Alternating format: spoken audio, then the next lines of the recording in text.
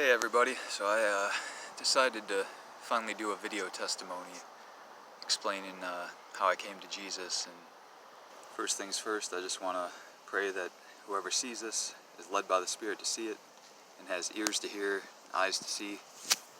Pray that the Lord just has me speak exactly what He wants me to say and touch somebody's soul out there.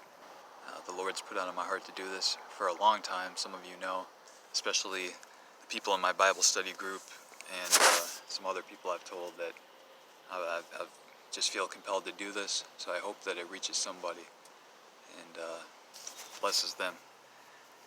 So 2018 was the worst year of my life. It eventually led me to Jesus, but I always believed in God or a higher power growing up. I didn't really go to church other than when I was a little kid for a little bit. And ever since I was very young, I feel like I battled lust as well. Like even before I knew what lust was. So going back to probably 6 years old or something. And I remember one of my friends then just telling him that, I wish he was a girl, because I just felt already like lustful desires somehow. Now I know that those were attacks when I was just a kid by Satan. But as a kid, you just grow up thinking that's normal. And then I found, I think, with my other cousin, I found Playboys that were my uncle's when I was probably like 8 years old. I think that probably made it worse. Probably around like 12, when I was around 12, getting into wrestling back then, WWF, when it was called that. It was pretty raunchy. And I remember some of those women, it just made the lust worse as a young kid before puberty or going through that. And then just always thought that was like the most important thing growing up. I remember my friends and I found a Playboy of one of the wrestlers on it that was on the cover, and we were probably 12 or something, and of course all of us being young, boys going through puberty and all that, and with all those things going on, that was the normal thing. Like, we were all into lustful desires, and you didn't even think twice about it. You kind of thought that's how every guy would be, or that's how a man is, and that couldn't be farther from the truth. So as I got older, even I remember getting acne too, and that kind of messed me up, going through that with that stage too, and feeling like I wasn't good enough or feeling ugly, and that honestly messed me up. And then just anyone that went through that can relate to it, I think. The psychological effects of having acne as a young kid really made my insecurities worse and just pretty much messed me up. I probably started having some blemishes in 6th grade, really bad in 7th grade. I remember there was a time, three-way calling was big when I was younger, growing up in the early 2000s. And there was a time I was on a three-way call with a girl I was friends with and someone else I was kind of acquaintances with, but played soccer with.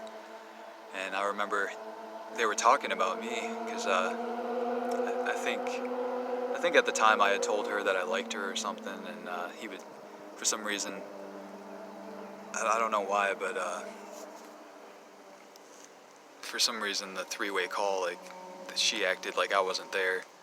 But I remember hearing him say, yeah, he's a good guy, or he's a cool guy, but he's an F face, like the swear word, like, and that really hurt me. That made me feel terrible that people thought of me as like having a messed up face.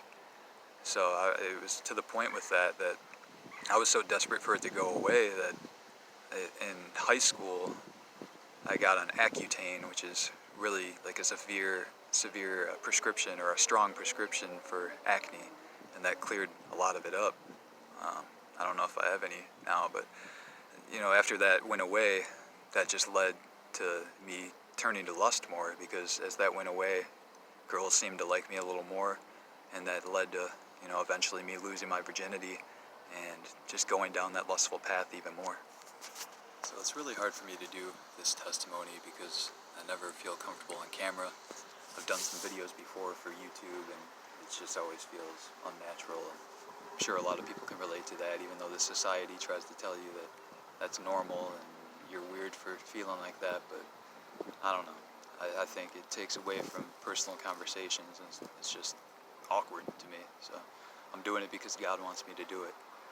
So, growing up, I always believed in God. I always believed in a higher power. At a young age, I was battling lust, and before I even knew what it was. I mean, I felt like that was attacks, definitely from the devil. So, into,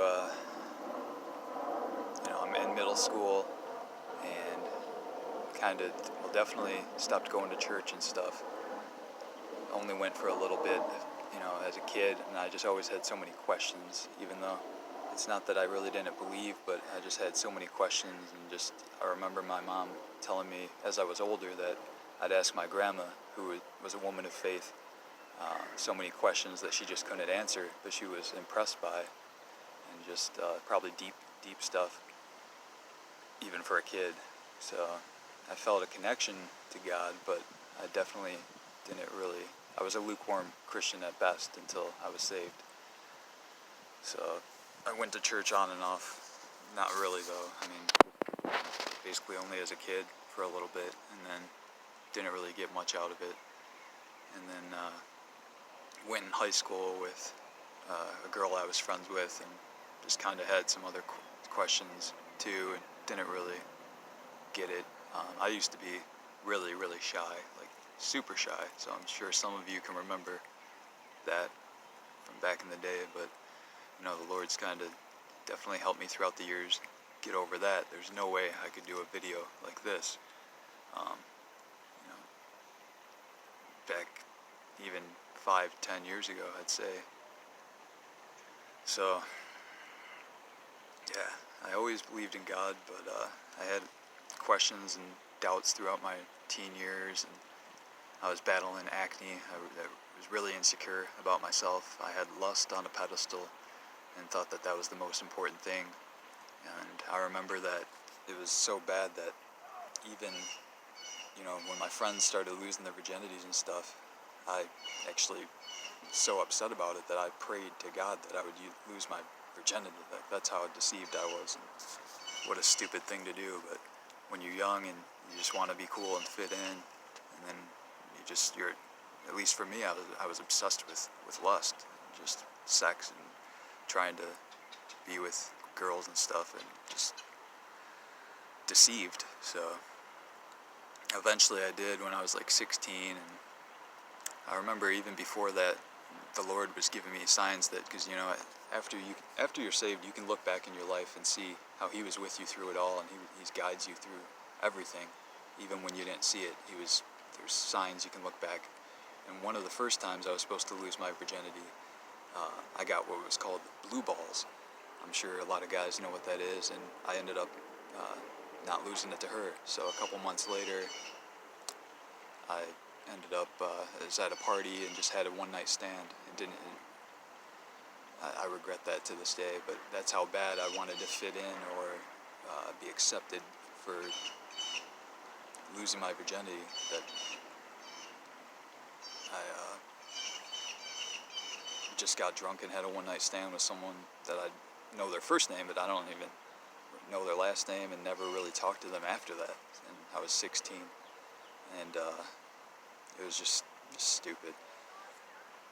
But I remember when that happened with the blue balls, and not being able to seal the deal the first time, and then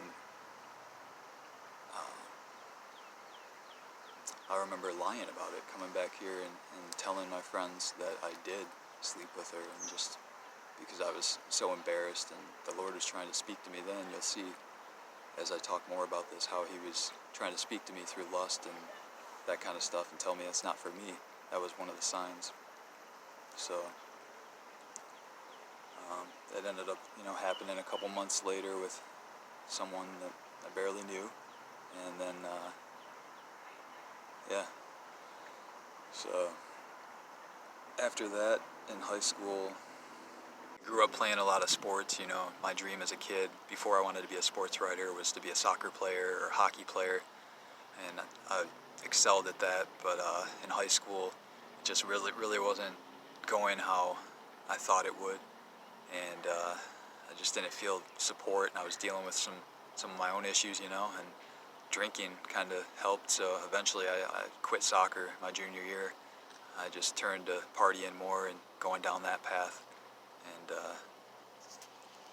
yeah, I still played, but that was kind of the end of that dream.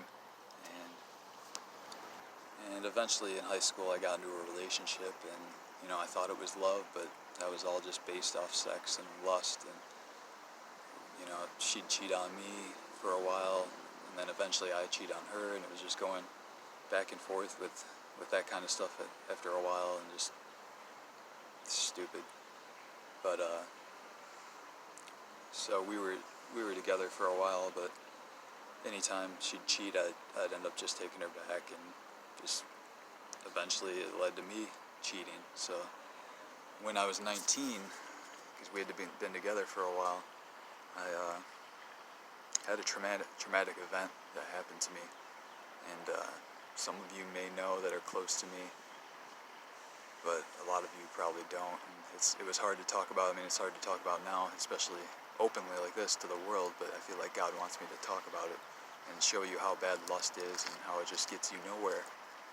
And when I was 19, again, I had another one-night stand, and before that night, I was driving home from work, and I felt in my spirit, or a gut feeling, I felt to just go the opposite way I was going. I had a choice between going this way on the freeway or this way, and I decided to go this way, but my gut feeling was telling me to go this way.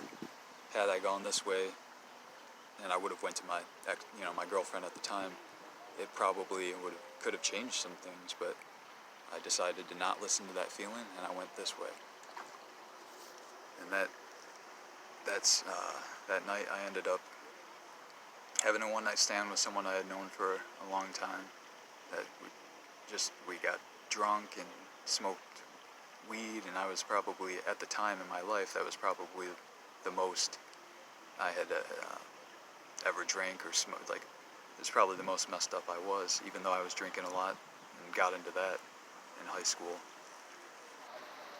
So we had been drinking, and we left where we were at. It was probably like a Monday night too or something. Probably had no business even hanging out and partying like that. We had gone and hung out with some of her friends, and she had just had a kid and moved into a new place and didn't really even have a couch or anything. So I remember having to focus really hard to drive because I was so intoxicated and messed up after drinking, smoking pot. That was never really my thing for most of high school, and didn't really like it, but I'd do it here and there, and we'll get to that later too. But so I drove her home, and I remember getting lost on the way home, and going back to this too, the year before was my senior year in high school. I wrote a poem about, it was a mother and her two boys that went to the dentist, and long story short, they were killed by a drunk driver, and I wrote a poem about it that actually was in the Livonia Observer, and it was in my creative writing class, and it was titled "Don't Drink and Drive," and I could find it, but it was basically just talking about never drink and drive, and just the complications that can come from that. And then here I was doing the same thing like a hypocrite the year after, and many times after, because I had a drinking problem for a long time. But we went back to her place. She had like nothing in it, and we ended up having sex, and I don't even remember all the details, but I think the next morning I knew something was different. I went to the bathroom, and guys know this, like every morning what happens, and I couldn't feel anymore down there. It was like completely different. I was hungover and just left and was thinking about it the whole time, but I knew something was wrong. I went in the shower and I couldn't even feel the hottest water. Long story short, it's nerve damage down there, and the best way to describe it is basically like when your fingers frostbite or something like that. Like you can kind of feel it, but not really. So, as someone that had lust on a pedestal, and that's what was basically, I was serving that and not God, even though I believed in him and tried to say certain things about him, but I was all about lust. And to have that taken away from you, even though I could still like function and stuff, it wasn't the same. It devastated me. I was probably already battling some depression because I battled it on and off since I was a teenager, but that was devastating. I ended up going to doctors, urologists. There was actually two different urologists that thought that I actually had low testosterone and thought that I may have a brain tumor. I had to get 2 MRIs. This is probably like 2008, 8-ish. Long story short, I had all these tests done and it all came back fine. So it was unexplainable, other than it had to have been nerve damage or something. And it's never gone away. It's never changed, even to this day. So it's something that's not easy to talk about, because how do you as a man talk about this kind of stuff? And that's your manhood. So you can imagine that someone with a lust problem as well, how much that messed me up and devastated me. So yeah, I didn't talk about it for a long time with anybody. And I'd have to get drunk to even talk about it for a long time. It's hard to put into the words the depression that I went through after that, and how it just made everything worse. But I started to turn to God and question life and kind of accept that things happen that are messed up and out of our control. And it cultivated so much empathy for people, and just somehow there's this hope. I've almost given up on life many times in this life, and I talk about that. And there's always been a hope that got me through. I just many times I almost gave up, and God got me through that. He won't. I guess he won't let some people give up. And he just had a higher calling for me. I'm grateful every day to be alive now. I would never wish that on anybody. But for a long time, yeah, it was really hard to even talk about it all. And I was just drinking more.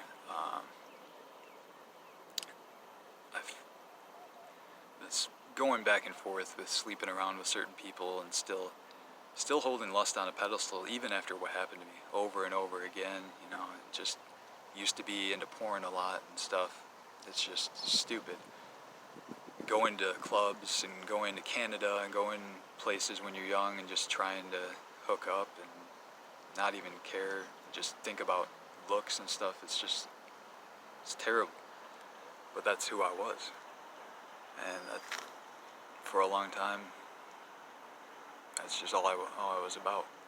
So, and after that happened to me when I was 19, I tried to go out to Arizona the year after, and I was just so severely depressed. It was hard to even function, but it only got worse on and off as I got older. But it just didn't work out there, because I was still trying to process everything that happened to me, and just every day waking up and knowing that you don't feel the same, and that it's not the same, and that it will never be the same. And it's not easy to talk about when people see you and they'd have no idea. But if someone has a disability or a disease, or whether they're in a wheelchair or cancer or something, they can talk about it, and it's obvious to some people with disabilities, and my heart breaks for them, and I have so much empathy for them as well. But it's just when you can't talk about it, it really messes you up inside. So that's what I was dealing with then. It was actually during that time too I had tried to go back to school and do the college thing, and was trying to do that, took a semester off, and that summer of 2009, my cousin's boyfriend was at a bonfire we were at actually a couple weeks before.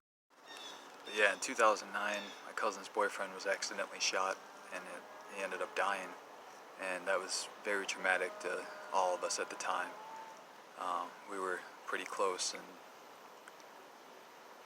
yeah, it was messed up. It led to all this drinking a lot more, and eventually out of that, I didn't go back to school, but I started turning to music, even though I was drinking probably the most that I had ever drank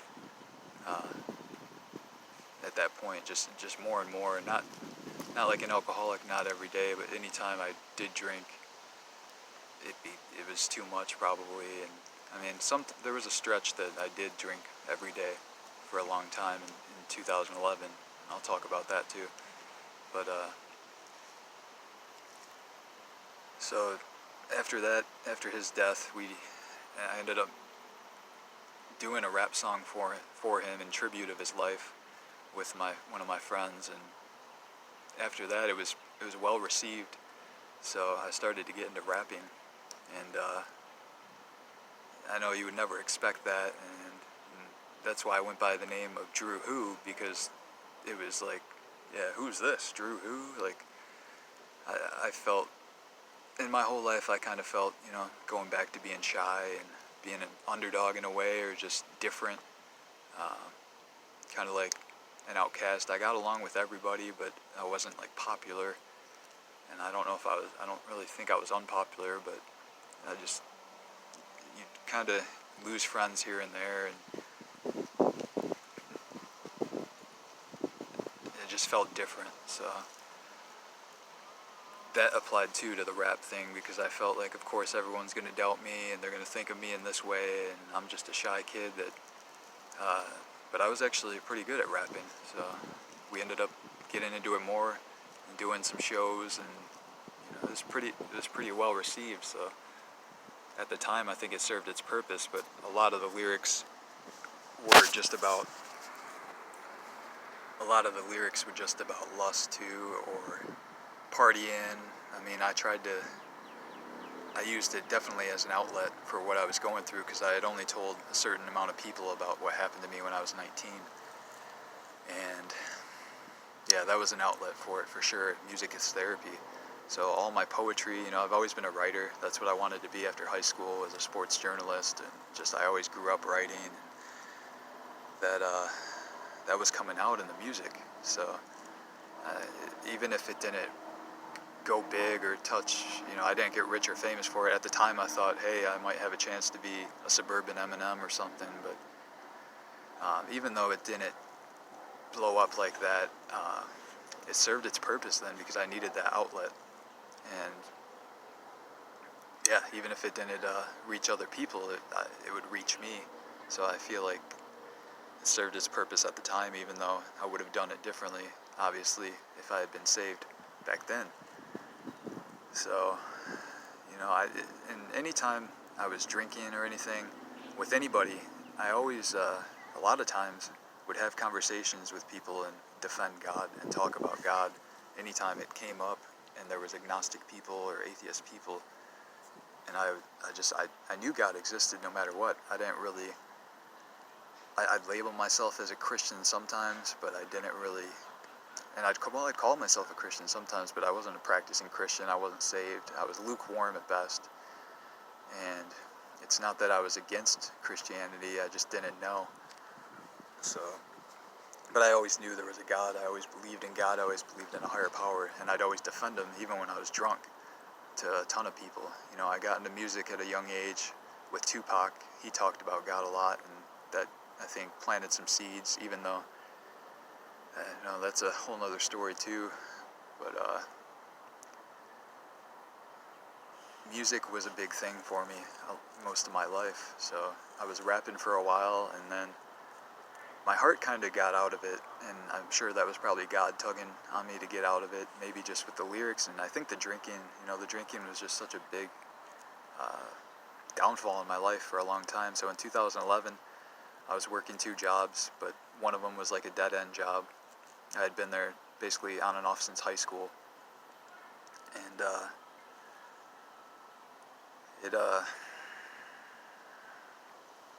so I ended up leaving that job, and I was still drinking like every day pretty much. Me and another friend would go out and drink quite a bit, and eventually it caught up to me.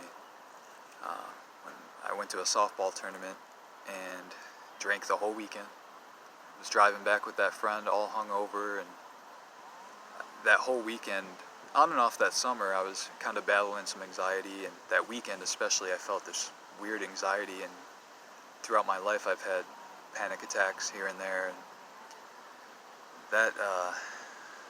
that one was different though. So I guess there's been a few times in my life when I've kind of freaked out from panic attacks, but this one I was driving home with my friend and basically thought I was having a heart attack and thought I was dying. It felt like I had a near-death experience, and I remember envisioning in my head like myself at my own funeral and just saying, God, no, not now, and just, please God, don't let me die like this, I won't drink again. And then all of a sudden it just kind of went away over time, but it really freaked me out. Like I felt like at the time it was a near-death experience or something like that. That's what it felt like. So my friend had called 911. Long story short, I had to go in an ambulance, and pretty embarrassing. So everything checked out there. It was just a horrible panic attack, but it was just a sign of everything in my life that wasn't right. And I don't think, again, God was giving me so many signs throughout my life, and so many times I'd smoke weed and have panic attacks, and just certain things, the signs were there. So after the panic attack, and after I was still working, but I had stopped drinking for the most part, and the anxiety just came out of nowhere. This was probably the fall of 2011, and it got so bad every day at work I'd have a panic attack, and I had to quit my job, and that just led to eventually quitting a lot of jobs because anxiety dominated my life for a long time. I ended up settling down in a relationship with someone, and I had told her before, like, I don't think I'm ready, I got a lot going on, and she was really supportive though, and wanted to pursue it. And yeah, we probably, I don't know if we were right for each other, but we were together for a long time. And my anxiety the year after finally started getting better. I always hated medication since I was a kid, but I tried it here and there. For anxiety, it helped if I just had it with me, but I try to never take it unless I absolutely needed it. So I was never really into medication, definitely not now. But eventually it got better. I started running all the time. I was drinking still, but not as much. My drinking was probably still a problem, but I started running and working out more, and that helped a lot. Especially like every day I would run like 3 miles. I kind of got obsessed with running, and that helped with anxiety a lot. And I was able to actually work again and get that job back the following year that I had lost. So that was such a blessing at the time. And then we moved in together, and for a while it was, we had our ups and downs, but for a while it was pretty good. And I thought that, she might be the one. We both were we both were pursuing that direction, but in my heart, I wasn't 100% sure, and it just didn't work out. So we're on good terms now, and she's moved on, and I'm happy for her 100%. But I probably shouldn't have been in that relationship. So after that, I was dealing with a lot of depression again, from jobs. At the end of that relationship, I had lost the job. So I lost the job from anxiety. I got it back, and then I ended up losing that job because we transferred to a different store, and this guy I was working for was a big jerk, and just ended up going with a different service. And So I was really depressed after losing that job in 2014, and then my relationship started going downhill after a while, and I started drinking more, and the depression was back. Anxiety was manageable, but the depression was still there a lot. And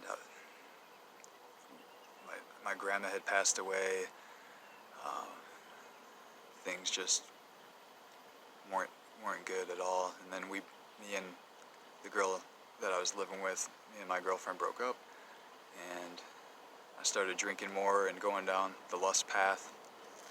And I've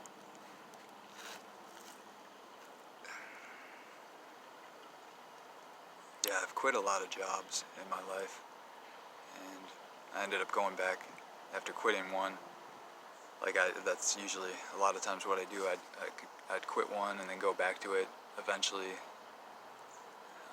and that's what I did. And for a while, in 2015, I started working out a lot, and I was doing well at work, and I was still drinking, but the depression was going away, and it was more manageable, and I was really trying to settle down and meet someone after my ex, and it just wasn't really happening. I'd try, go on dates, and thought I might go down that path, but it wasn't happening. Maybe because I didn't have all my ducks in a row, and I still don't financially, but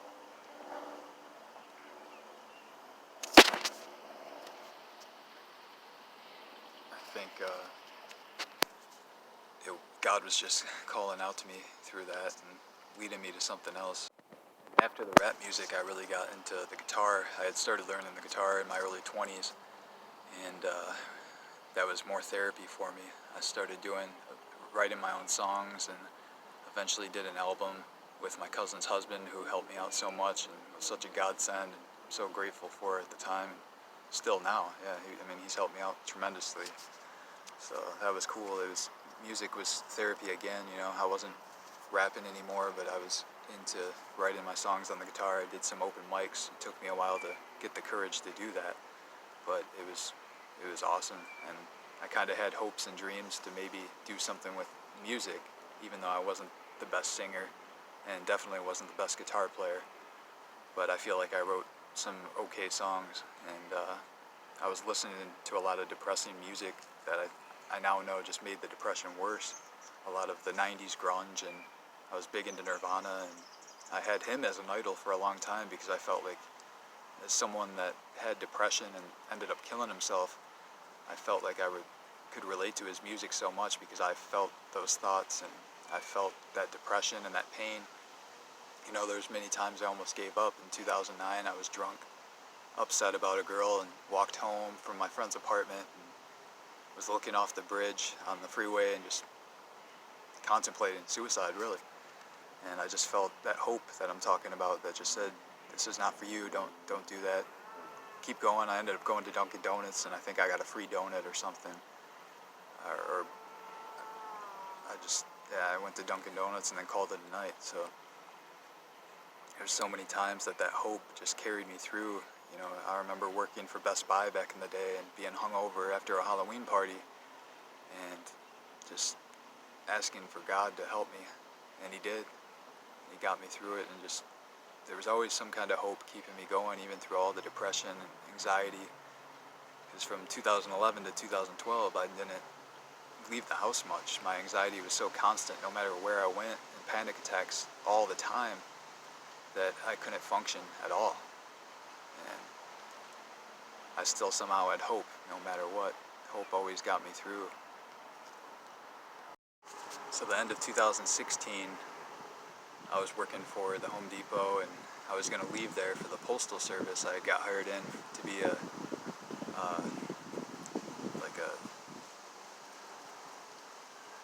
had been hired in to deliver mail. So I was going to do that, and my depression, I had actually stopped drinking. I've gone in spurts from stopping drinking and drinking throughout my teen years to into my adulthood.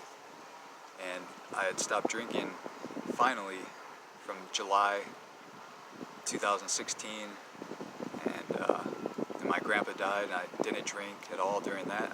I went from summer, July of 2016 until February of 2017 without drinking. But even though I wasn't drinking, my depression was just so unbearable. And sometimes the drinking was an outlet for that, but then of course it's a depressant and it makes it worse. But I had left Home Depot for the postal service, and I was in training, and just the anxiety was there, the depression was there, and I gave up. Like many jobs in my life, I've quit because of fear or doubt, but mostly like depression and anxiety, and it comes, and it's hard to put into words when you're dealing with that, how hard it is, especially when you feel so alone. I mean, even though I believed in God and I always had that hope, I felt so alone. So I ended up messing that job up and giving up.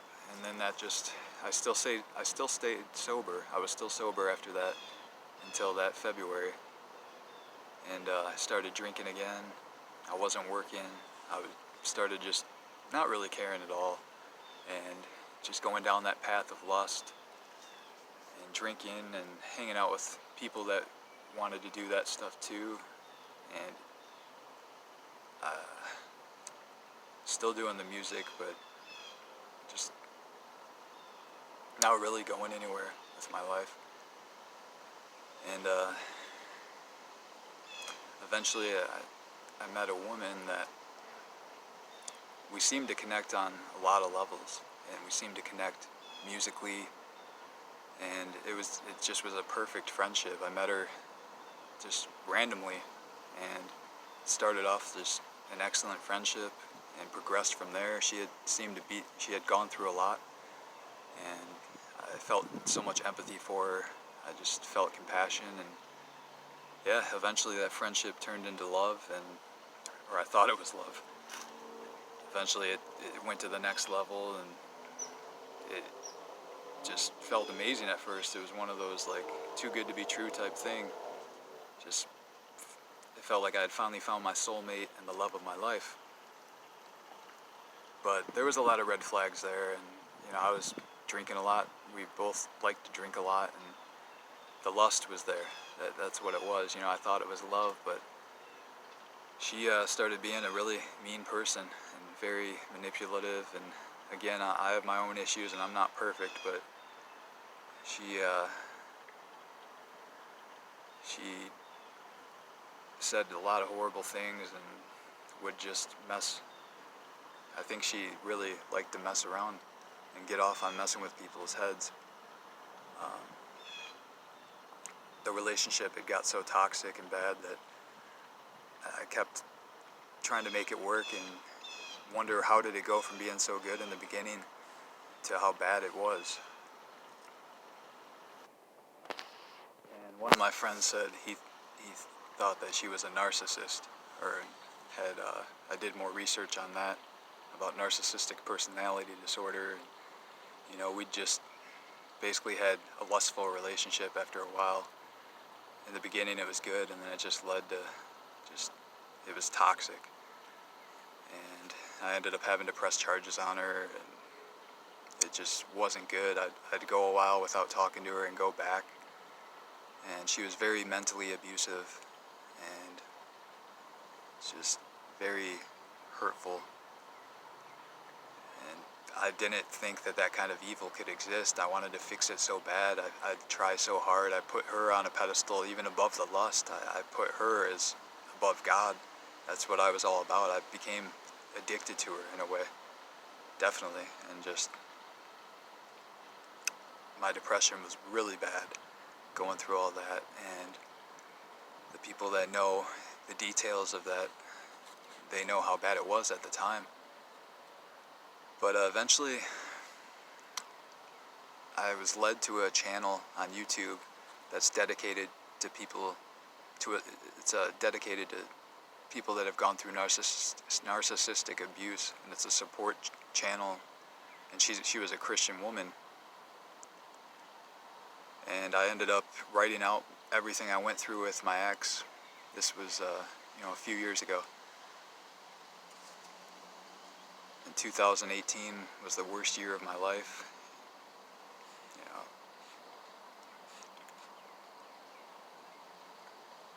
I feel like God was planting seeds before that, even with one of my best friends, that I ended up meeting actually after the death of my cousin's boyfriend from 2009, the freak accident.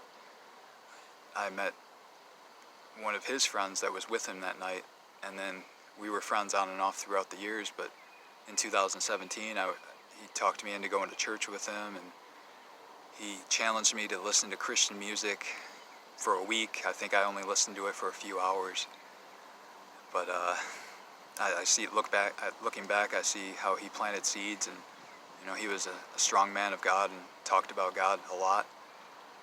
And at first I wasn't really that receptive, but over time, especially what I was going through in 2018 with that horrible relationship, I started kind of warming up to it. And then I was led to that channel on YouTube with the Christian woman. I wrote her my story, and she was just a godsend. She was unbelievably kind to me, and just I don't know how to put it into words. She might have saved my life.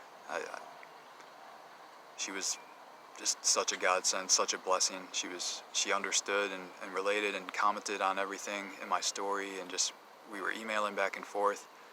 I also had, during 2018, I was working a job for a medical supply company, and I went to this one hospital, and there was always this lady that gave me a Bible verse. And I see how God was working through her then too. She'd always give me a Bible verse, and I thought it was nice, but I didn't really take it that seriously, and just kind of thought, oh, well, yeah, that's nice, but I was dealing with so much in my personal life. And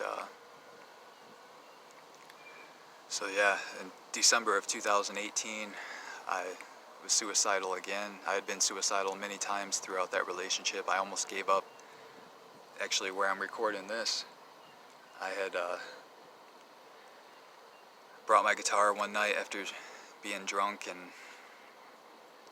I had a bad night with the woman that I was going back and forth in that relationship with, and I just was not in a good place, and I had contemplated ending my life and just playing the guitar and figuring out a way to hang myself or something and give up. But I had that hope again. That hope just would not leave. So eventually I just kind of sobered up, and something told me, just don't do this. This is not for you. So, and then I was kind of sobering up and wanted to go home, but then I realized I lost my phone. So I spent like the next couple hours trying to find that, and couldn't find it anywhere. Just had my guitar, went home, and I shook my guitar, and the phone had fell in the guitar hole, because I had written a note in the phone, like a goodbye letter, and I didn't want anybody to find that. So I was just thinking, like, that'd be devastating for somebody to find my phone and then see that letter right there. But the phone was in the guitar, so that was all God too. So in December of 2018, I was suicidal again, and I was led to a Clayton Jennings video on YouTube called "Please Don't Kill Yourself." That just spoke to me so much, and it made me really, I was warming up to Jesus and starting to believe more, and just, I met that Christian woman on YouTube. I had been through so much stuff in 2018. There was a couple times with my ex where I was under the influence, and I feel like, because in the past, the year before, I had told my friend, I wish God could just give me a sign that he's with me, or give me some sort of proof. And then I was led to that relationship. And during that relationship, I had a biblical dream about Jezebel, that I didn't even know who Jezebel was, or that I didn't even know it was a biblical dream at the time. But I had a dream that all these puppies were attached to me everywhere. And I'd rip one off, and then another one would appear over and over again. And Jezebel was in the Bible, and she hated God and led a lot of people into false gods and lust, and she just was an evil woman. And long story short, she ended up dying, and her body was unrecognizable. She was eaten by dogs. So in that dream, I feel like that was a sign from God that I was in a relationship with a Jezebel spirit or something that it just wasn't for me, that was very toxic. So that was another sign. So those Christians that I had met, other than my friend, with the lady at the hospital, and with or the lady at the doctor's office, I don't know if it was a hospital, and with on YouTube, those two Christians were God sends to me, and the one I spoke with a lot, and she just helped me tremendously. So in January of 2019, because at the end of 2018 I had nothing left. I didn't know how to move forward. I was warming up to the fact of Jesus, and I was seeing his love and his love through other people, but I still had nothing left. I had constant suicidal thoughts, I had depression, I had constant thoughts about my ex. I had finally walked away from her and haven't seen her since 2018, but I pray for her and forgive her. So if she ever sees this, I pray for you and I forgive you. Jesus loves you. But in 2019, there was a night that I was led to some videos on YouTube and another Christian channel. Hey guys, sorry about that. My phone died and I had to run back to my car, but I'll just finish the video here. If I have to edit it a lot, sorry, it's just, not easy for me to do this. I felt the tug on my soul, my spirit to do it for a long time, so it's hard to put everything into words, what God's done for me, and to put my full story into words on a video. It's hard, but doing the best I can, so I just hope it reaches somebody. But yeah, so going back to 2019, I was led to some more videos on YouTube. See, technology has increased so much. In Daniel it says at the end, knowledge will increase. I think God's used technology to get his word out there to people and to speak to everyone more in these last days. So he used technology with me big time, with YouTube and stuff.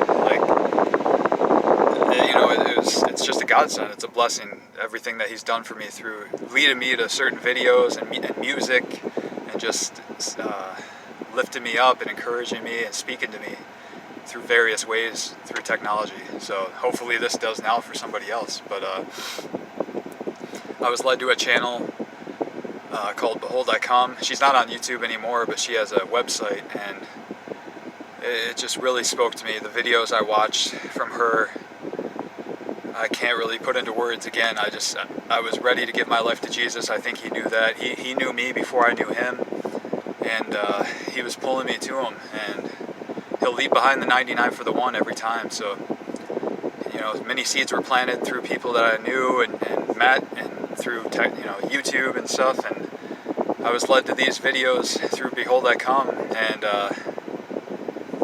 I cried tears of joy, and I was reborn in the Holy Spirit. All my pain from the past was gone, all the depression, all the suicidal thoughts, all the thoughts about my ex, all that pain was washed away, and I was given peace beyond understanding, love, joy. I saw beauty in everything. It's hard to put into words, and a lot of that is only grown. There's still hard times, and we have our moments, but he's with us, and he will never leave nor forsake us. So there's nothing like his peace, especially now in the midst of this chaos.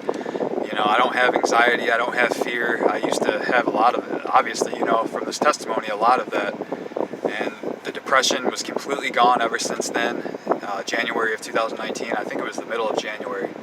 I don't know exactly the day, but right around there. I should remember the day, but it was unbelievable. I felt the presence of the Holy Spirit, and I was saved and reborn. And since then, I've just devoted my life more and more to him and growing in relationship.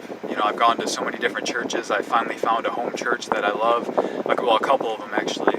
I met some great people through both of those churches, and I love them all so much. And yeah, there's one church that I went to and started going, I think, in February with one of my friends that lived out there.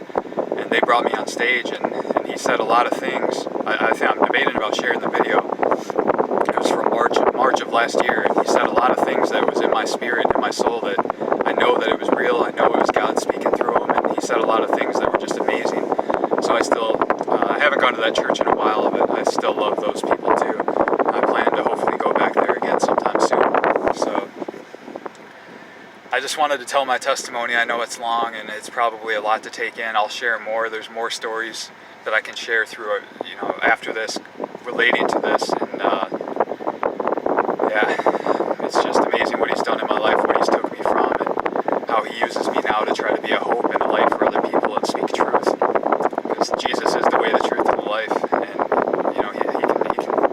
he did not come to condemn people, but he came to save people. And through him, he came to give you life and life more abundantly here. It's not just about going to heaven. So Yahushua Hamashiach, Jesus Christ, the Messiah, he wants the best for you.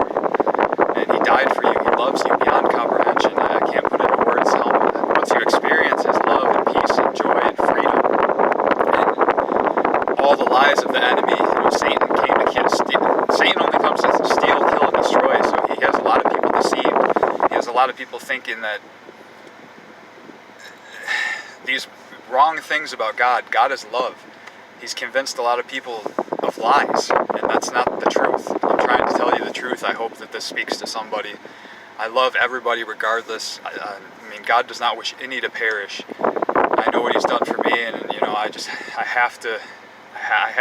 I had to tell my story, and I want to tell more. Really, this is just amazing to do, and that I finally did it. So I praise God, all glory to God for what he's done in my life, and what he's taken me from. I mean, I'll share more. There's some testimonies I have where I think he definitely showed me a glimpse of hell, and I can assure you, no one wants to be completely separated from their Creator.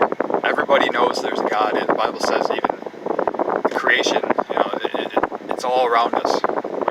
We're without excuse, especially in these last days. Like, these are biblical things going on, and I'm just trying to tell people out of love and warn people. There's certain things I've told you. You know who you are, even before Facebook, and just telling you guys certain things that I believe is all him. It's not me. He's speaking through me to you because he wants to save you. He humbles people just like he humbled me when I was stuck in lust and stuck in my old ways.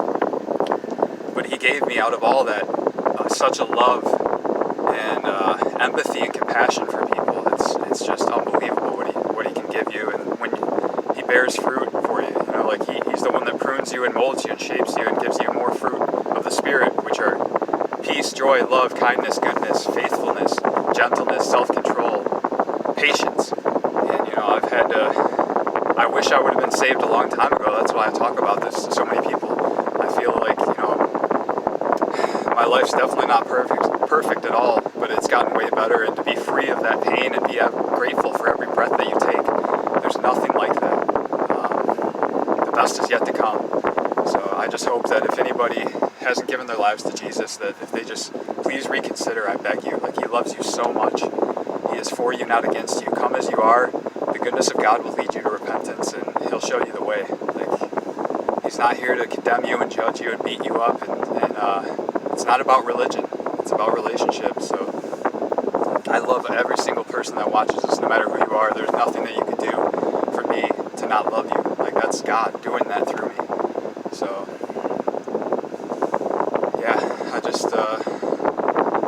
I hope this reaches somebody. I hope that you guys can look past certain flaws and not have a spirit of judgment, but just try to see God's love shining through me. That's, again, all glory to him. And I'd love to share more and tell you more. And I love everybody. I forgive everybody. I pray for everybody. And God be with us all. Shalom.